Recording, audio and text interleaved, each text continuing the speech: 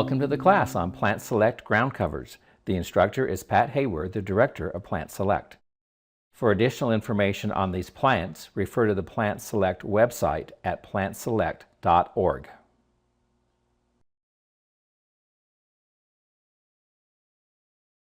My name is Pat Hayward. I'm director of Plant Select, and I wanted to start first with talking about what Plant Select is. And it's this unique collaboration of Denver Botanic Gardens, Colorado State University, and horticultural professionals in the region. And our goal is to introduce and promote and make available really amazing plants that are vibrant, resilient, and durable for this region. And that's our point, is durable for this region. This is the region we're talking about. It goes from Montana down to northern New Mexico. When we select plants, we look for them to have a long season of interest and beauty, to perform under low water conditions, but they don't have to all be drought resistant, but we like them to be adaptable to a wide range of garden conditions. We all have many different conditions. Resilience to our challenging climate and non-invasive is something very important, and we would like them to be unique. So those are what we look for when we choose our plants. All the plants are trialed at both Denver Botanic Gardens at Chatfield and at Colorado State University.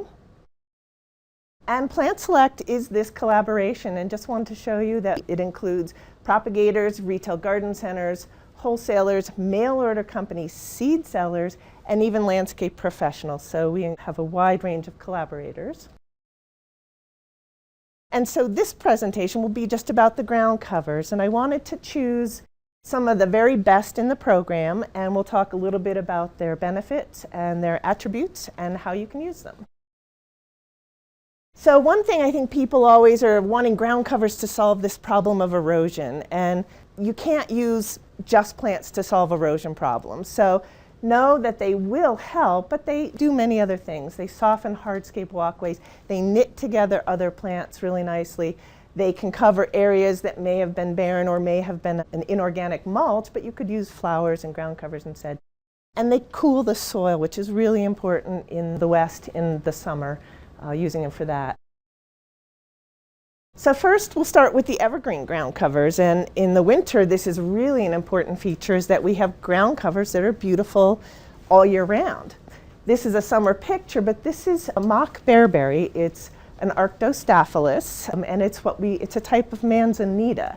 The Arctostaphylos are native to the West. These that we're going to see, the first three, came from Grand Mesa. They were selected forms.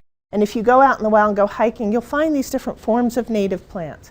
So this was one that was what we call the baby bear. There's three in our program, 3 manzanitas, and there's a real low one, a medium, and a big one. And so this we call the baby bear. So this is the smallest, lowest one. It's kind of like a kinnikinnick, but a little bit taller and a little bit more vigorous. They have these beautiful evergreen round leaves, and this is a picture at Kendrick Lake Gardens in Lakewood on the right that shows how low it can be and how much it can spread. And that's probably about 6 inches tall, but it can spread to several feet wide. So that is mock bearberry.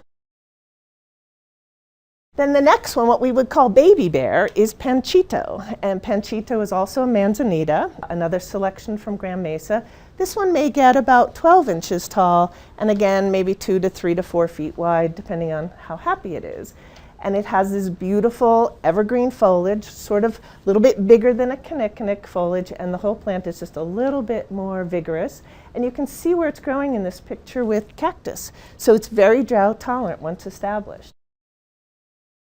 And look at the flowers. These are in the heather family, and these will start blooming in March, generally in Colorado. They'll start blooming in March and they'll last until April till it gets hot. So about 6 weeks you'll get these little bell-shaped heather-type blossoms. And you can see it showing the leaf a little bit more clearly, the size of it. And then this would be what we call Papa Bear. This is Chieftain, and that name can help you think of it being the biggest one. This is the largest leafed, the most vigorous of all of them. This could get 2 to 3 feet tall and 4 to 5 feet wide, and the leaves are much bigger than the other two. This is showing it in front of a sign of a subdivision, and you can see that it's just starting to be much larger and much broader. I would tell you about all the manzanitas is they like really good drainage. So the first thing is you want to make sure you have the best drainage possible. Now we're going into the woody ground covers. So some shrubs are actually low-growing ground covers. So I wanted to talk about two of them. This is a type of sand cherry native to Colorado. And this is a very low-growing one, maybe 12 inches tall and can get about 4 feet wide. In the spring, it has these gorgeous white blossoms. And look at that, in the fall, this copper color. It is just glowing color. Sometimes they will produce berries, these sand cherries, and sometimes they don't. They are edible if you wanted to, but they're grown primarily for this low form, really spreading ground cover. It does drop its leaves in the winter, so it would be what we call deciduous. And the other ground covery shrub is a form of three-leaf sumac. And three-leaf sumac is, again, another native plant, but this is a form that grows flat to the ground. It's called autumn amber. And this picture shows it actually, it's planted at the top of some very large rocks flowing straight down over the rocks. So very flat, very drought tolerant, very adaptable, cold hardy shrubby ground cover. And there it is in the fall. It's usually sort of this ambery orange color. So autumn amber three-leaf sumac. Then I wanted to show some silver-leafed ground cover. Sometimes you just sort of need that look of silver that kind of softens the eye, softens the planting that you have. This is one called Filigree daisy. It's grown primarily for the foliage, which is nice and silvery and feathery. But for about 3 weeks in May, it'll have these yellow daisies. The daisies themselves are about 10 to 12 inches tall, but the foliage is only an inch or two tall. And there it is in a private garden, and you can see how wide it spreads. I wouldn't say that it would cover a large area, but it is that low-growing, mat-forming foliage. Next is seafoam sage. Now this is a really important one. For many, many years we've talked about silver mound sage, and silver mound sage has been used in garden centers and gardens everywhere. But seafoam sage is one that looks good all the time. Silver mound sage tends to die down and look kind of icky later on, but seafoam will maintain its look throughout the season and even through winter. So this is what it looks like early in the summer. And then it's starting to go to flower, and even when it goes to flower, it maintains that beautiful form. So that, I think, is the benefit of it. It spreads, it's maybe about 2 feet wide, total maybe 15 inches tall in bloom. And look at this. This is, you can see, this is late fall, and it's still, even in flower, is maintaining this beautiful shape and beautiful form. So I think this is a superior form of a garden sage to use, seafoam. Another silver-leafed ground cover is a horehound. It's Marubium. It's called silver heels, and it tends to be very low-growing. The blooms are insignificant, so this is grown strictly for the foliage, a few inches tall, 2 to 3 inches tall, and it will spread up to 3 feet. And look at that. That's a late-season shot showing how silvery the edges are of that. So that's why it's called silver heels horehound. Very cold-hardy, very drought-tolerant. Another silver-leafed plant, this is a sedum. Now we think we have so many sedums, why do we need another one? Well, this is a really superior form. It was brought to Plant Select by Lauren Springer Ogden. It's Sedum sediforme, we call it turquoise tails, and it's like this chunky donkey tails in your garden, almost that chunky, but it's really cold-hardy and extremely drought-tolerant. So it's a sedum with a lot of presence to it. And we have a picture of it. Look what it's growing with, agaves and cactus. And look at that presence. It is just a newer form of sedum that I think needs to be looked at more closely. And the last silver one is called Partridge feather. And you can see the feathery leaves on that. Again, a very low-growing plant, grown primarily for the foliage. Does have these yellow blooms in early summer. Removing those as quickly as possible allows that foliage to stay nice and full and bushy.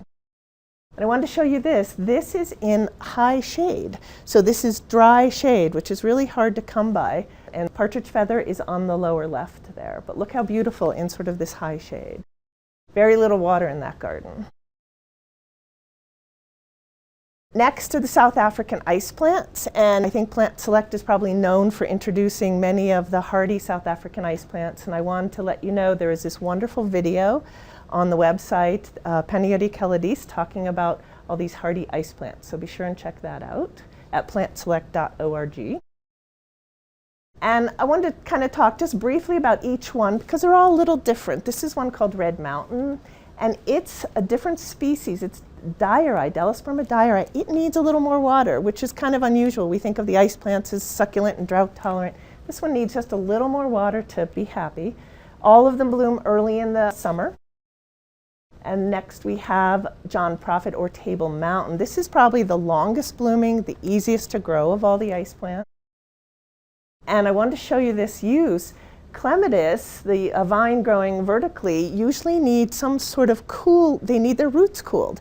And what a great idea is to use a ground cover to cool the roots, and they happen to bloom at the same time. So this is Table Mountain below, climbing clematis. Mesa Verde is probably one of the most popular because it's such an unusual color, that apricot kind of pink color.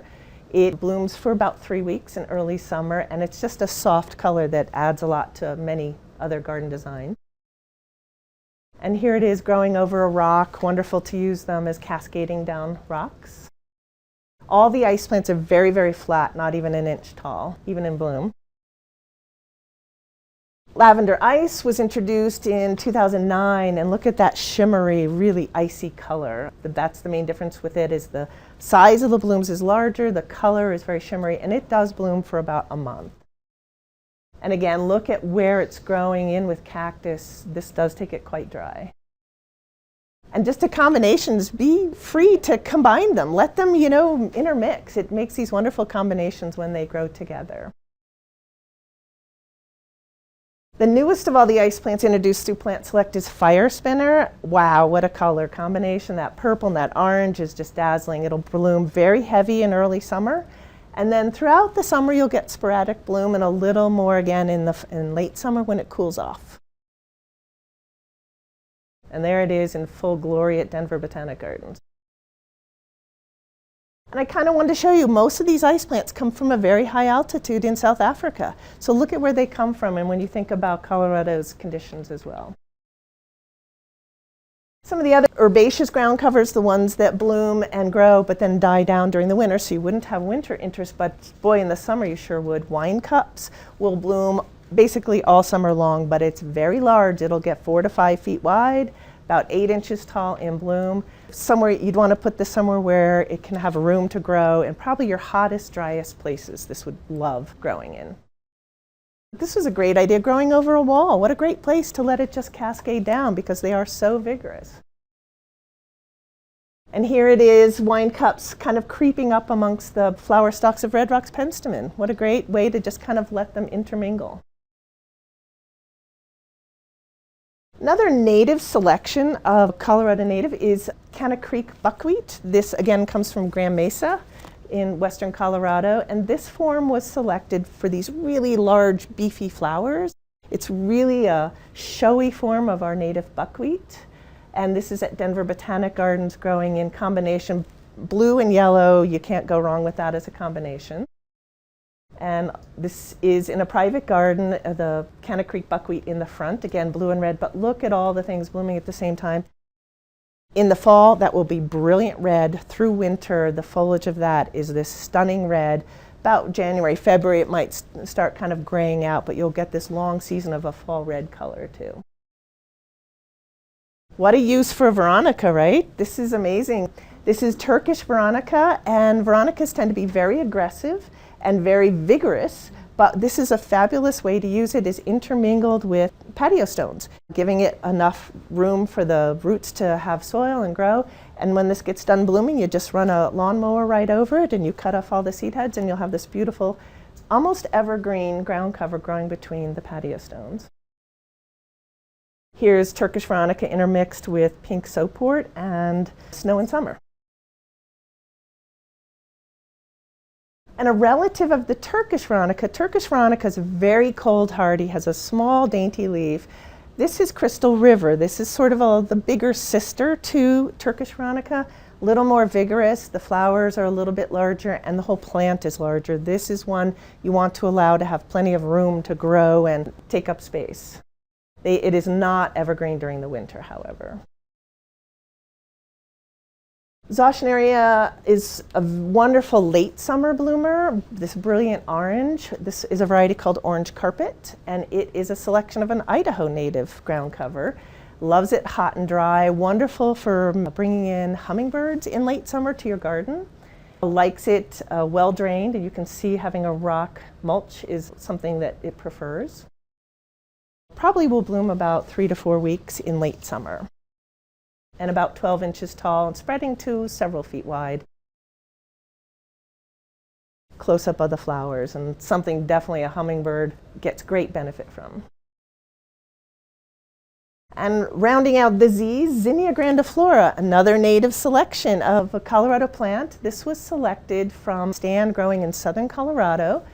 And the reason this Goldon Blue was selected is it's very vigorous. Flowers are larger, leaves are bluer than the standard form you would find.